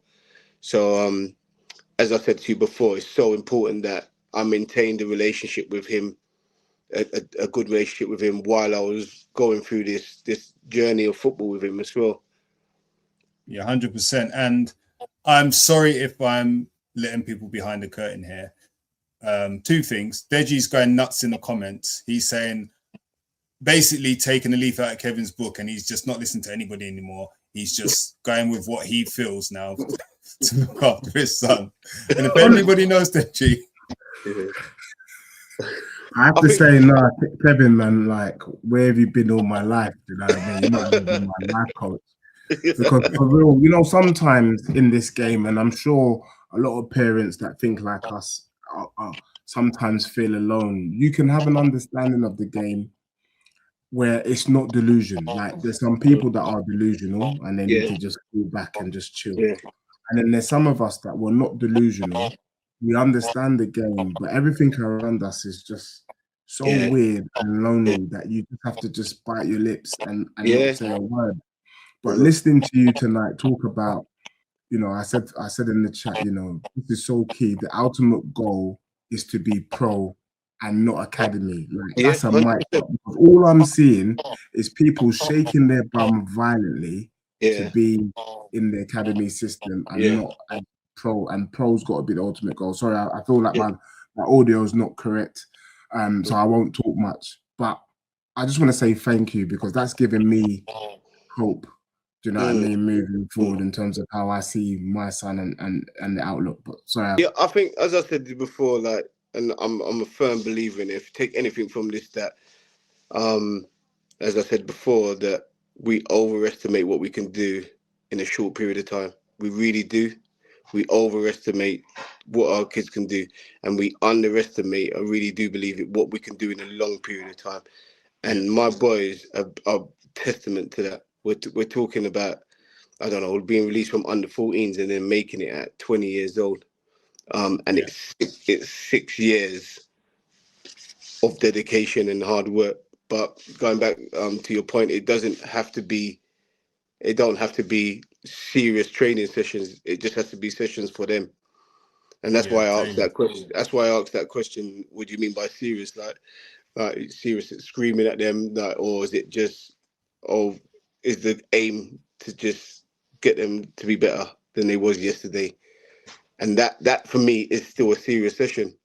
But it could be done in a way that's comfortable for them as well, if that makes sense. But serious doesn't necessarily always have to mean shouting, screaming, intense. It can mean getting to the point, understanding what we're here for today. That's a serious session, isn't it? We're here to work on your first touch. We can still enjoy it, but seriously, you got to get better at that touch, son. Do you know what I mean? Like, that's the ultimate goal, isn't it? To see them get better and improve on certain situations and certain circumstances in the games. 100%. I mean, your role is key. You've got adult children, professional footballers. I know them. I know they respect you highly. I know they look up to you, will never disrespect you. They listen to you. They look for you for advice. Like you say, your role is support. And we've spoken about Cairo a lot. So I want to touch on Kyrie's a little bit here, because Kyrie's, when I spoke to him about his time at Brentford and what was next, he was confident he could play in the league, play League One, League Two, Championship. I was like, okay, nephew, okay. Mm. And then the time came, he went and played, and he's proven it. And I know that, like, when you were at Colchester, we came to watch you play, and I know what that did for you, having your people there. And you told me the story. I don't even know if I'm allowed to tell the story, but I'm halfway through telling it anyway. But when Kyrie's got injured, and I'll let you tell the story if you're comfortable telling it. And it just goes to your role of support. Do you mind sharing that story? When he got injured and wanted to come off? Oh yeah, yeah. Oh yeah. So yeah, as you say, it goes back onto, and it also goes back onto the child as well, isn't it? And yeah, as we've spoken about relationships, and wanting to. Another thing I spoke to Cairo and Cairo about the why, the reason they do things is so important. Like, and that it sort of reverts back to what you're saying when I think he got injured he done his shoulder in the first 5 minutes of a game, and he was down for like 3 minutes, and it was, I could see he was struggling with this injury, and I'm like, you come off, son, like, and he gets up and then he continues. I could see he's carrying the shoulder, and then 2 minutes later he does the famous Lisbie run, so he makes a run into the back post and gets a tap in, and then he scores about 2 minutes carrying his shoulder, and then he comes off like 20 minutes after that. Yeah. And he obviously gets his goal, and then he goes, I said, son, why did you continue? He goes, I knew you was watching, Dad, so I didn't want to come off because I knew you was come all this way. Do you know what I mean? Like, so he's that. And I said to him, look, it just goes to show that you're stronger than what you think, innit? Do you know what I mean? Like, Yes. so if he decided to come off, he wouldn't have got that goal, but he pushed through. I know the reason was to obviously to show support towards me for coming, but in actual fact, he had more in his locker than he thought. Yes. And because of that, he got his goal. And I said, it got nothing to do with me, son. You're the one that had to play with I've played with a bad shoulder before. I've actually come off. Do you know what I mean? Like, so I said, it shows more about your character than it does like me coming to watch. Do you know what I mean? Like I said, there's always 10%, 15% more of you. And you've given that today, and you've got the rewards for that. Yep, I will give you the credit for that, because everything you say is 100% right. But I give you the credit just because you staying present. Oh yeah. You being present, you being fair, you not being pushy, you maintaining a level-headed relationship with them throughout their journey. They know they can lean on you. They could cry on your shoulder if they needed to. You're not going to be like, grow up, like, or whatever it is, get grow a pair. You're not going to be like that. You're going to be giving them what they need. Yeah, I think sometimes we get confused on what our role actually is as fathers, innit? Society's told us to be one way, and our parents have told us how to be another way. But in actual fact, our job is quite simple in terms of raising our boys on and off the field. Like, we are there for them to lean on. So I didn't want football to be the reason that we couldn't have a good relationship. I'd rather take football out. If I've seen so much parents now whose son plays for Chelsea, but their son's a pain in the ass. They've got bad relationships with their kids. I wouldn't be able to handle that. I wouldn't be able to handle that. So it's very important that we maintain. And you got to remember, I've coached them their whole life, so they could quite easily be sick of me if I'd done it the wrong way. Yeah, definitely.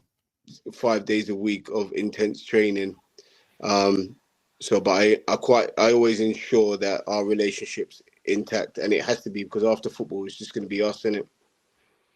Definitely. And I've been in the Lisbie household, and it's fine.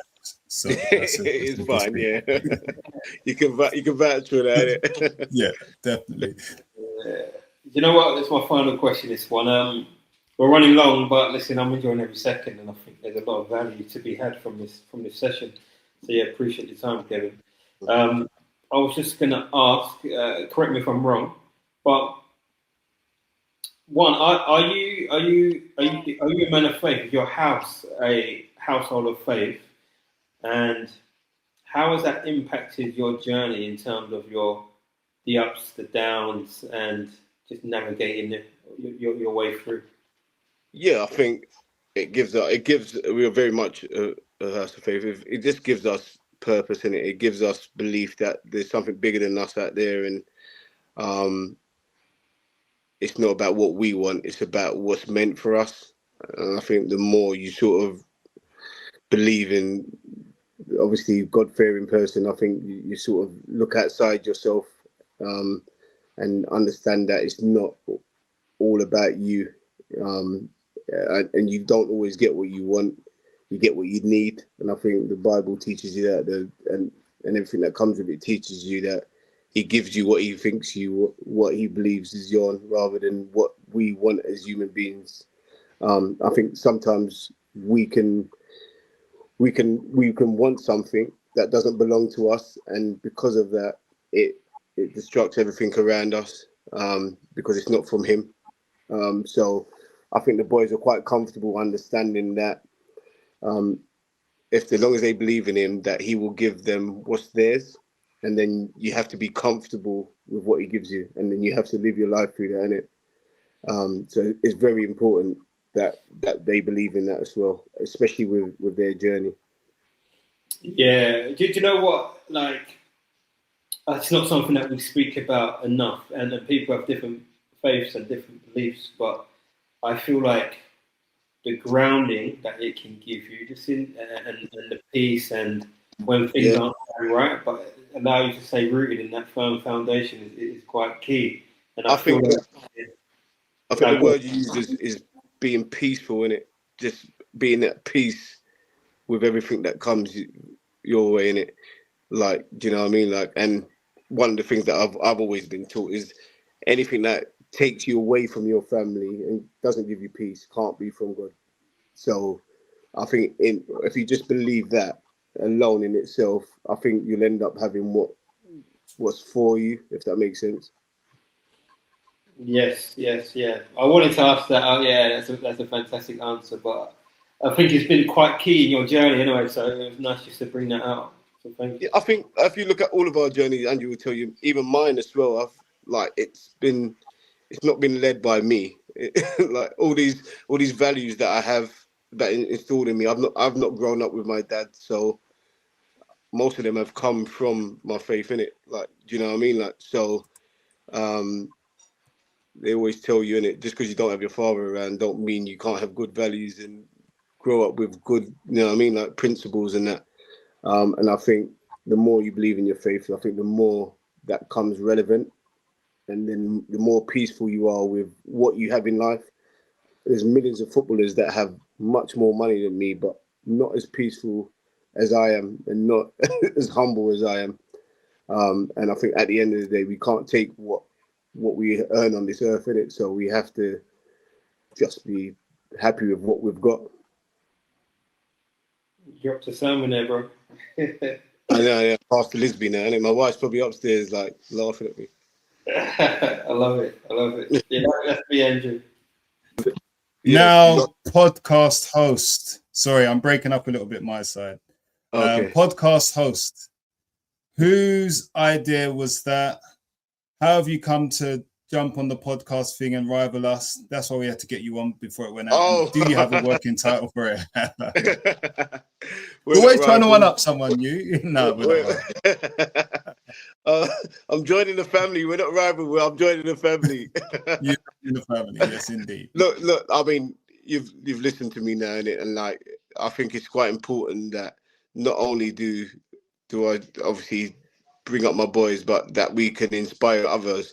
The world's got so much frigging bad out there that it'll be nice to have a podcast with wholesome family, with love and care, and I think that's the aim, innit? The aim is that with all I watch so much nonsense out there, podcasts, and there's so many people influencing people in bad ways, and like if I can touch a few of the younger generations, fathers, whatever, and help them, as I say, like right now I'm speaking to 4 people I know it's going to go out there, but if I can do that worldwide and give some parents comfort as well, and also the boys will give the younger generation a bit of comfort as well, and allow them to have that time to develop, then I think it's only a good thing. I think these platforms are so key for the next generation, especially with all that's happening in the world and so many indecisive parents and unsure parents of what's wrong and what's right. So important to try and help influence as many as possible.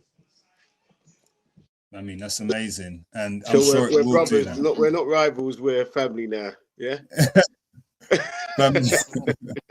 Family feud is what they have in the States.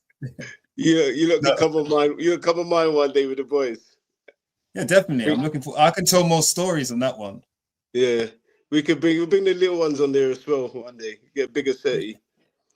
Yeah, let's do that. Let's do that. Do you have a title and a release date? I'm going with Keeping Up with the Lisbies, as I told you. I don't know if you can use it, but no. I can't remember, what was it called again?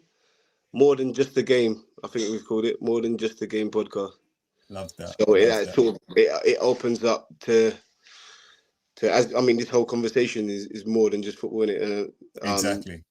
Do you know what I mean? It's family, it's raising our kids, it's doing the right thing for our kids, it's helping them on their journey, it's communication, it's more than the game, innit? So hopefully the title catches. I like it. I like it. I like it a lot, and I'm looking forward to our invite on there as well. Who do you think is going to be? Once I get all the ex-pros out of the way, you're next, Ange. Oh, you ex-pro'd me, yeah?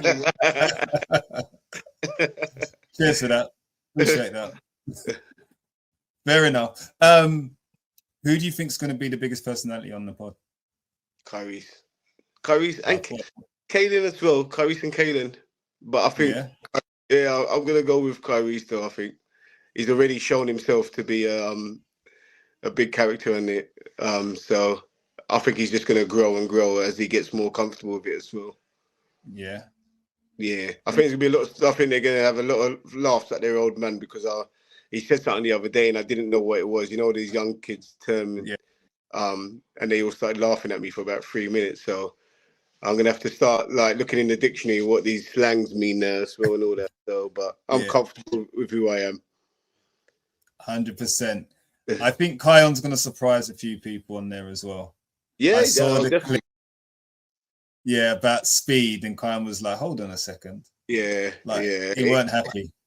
I just want I want their character to come across. I think they're much more than just footballers, and their journeys are much more than just football as well. So it's so important that their character comes across and that they can influence more as well.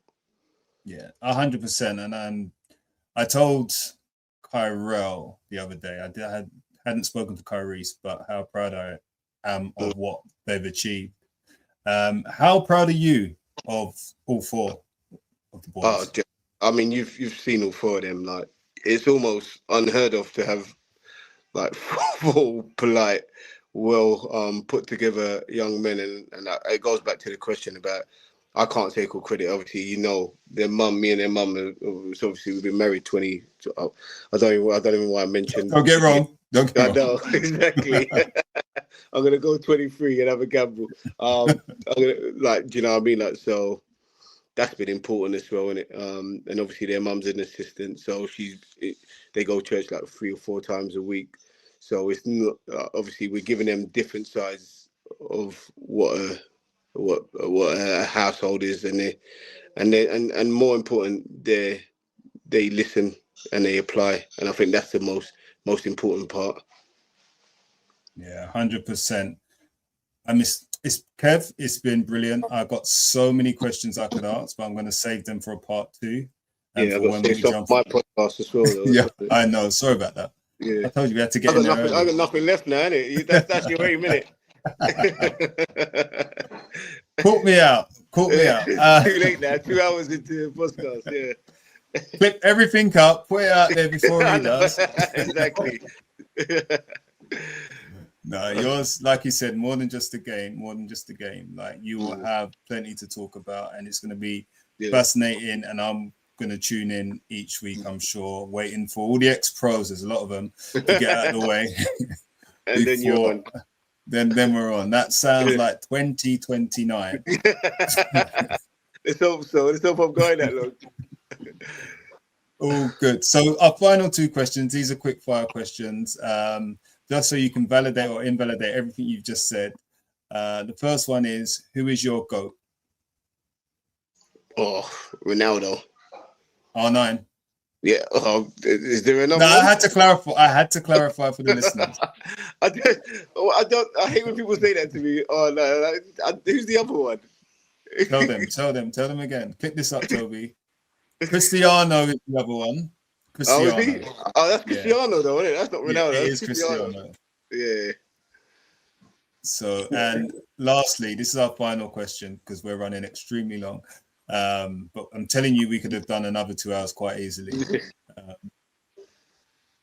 If you could recommend us to have one person on the pod who we haven't had on the pod, who would it be? And before you answer that question, you have to help us get them on. Oh, freaking hell. I know. You can't just say anybody. You have to think about it and help us.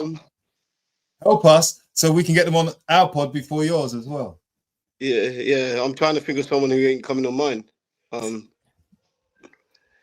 would be? Have you done Jay Simpson? Well, if you can get Jay Simpson on, then I'll take Jay Simpson on. I've reached out to Jay. He's aired my calls. I was with him today. Yeah. I'll Drop him a ask him. text. Tell him you've been on. Yeah. I'll tell him. He'll come if I ask him to go on there. Yeah, He's just got 5 time, innit? Yeah. Yeah. I know. Busy man. But just let him know we don't bite. Yeah. I'll let him know on Monday. He'll find time. I'll speak to him tomorrow. Don't worry about that. All right, perfect. Appreciate that. Listen, guys, if you're still locked in, you've been treated to a fantastic podcast. So many nuggets, so many gems. The pearls of wisdom is unrivaled. Honestly, that podcast is going to be sensational. You just need to sit back and listen and trust the process. Kev, what's the name of the podcast again, so everyone knows? What, you're on mine? They should know ours. What's yours? More than just the game. More than just the game. Find it on all the socials. It will be out. Have you got a date? Release date? Friday. This Friday. So, guys, if you're actually listening to this, it would already be out. We might drop this one early. We might drop this one early just to get ahead of the curve. No, it sounds about right. But if you are listening to this, what we'll do, we'll clip some of this up so we can help support the launch of your podcast. So, guys, listen, he's been Kevin Lisbie. We've been Ball at All Cost. You know what to do. Like and subscribe. Leave a comment. Hit the notification. Go and find his podcast as well. More than just the game. Like, subscribe, share, hype. Do all of that good stuff for both podcasts. We like to give you pearls of wisdom, some knowledge, and some bants. That's what we're here for. We've been Ball at All Cost. He's been Kevin Lisbie, and we're out.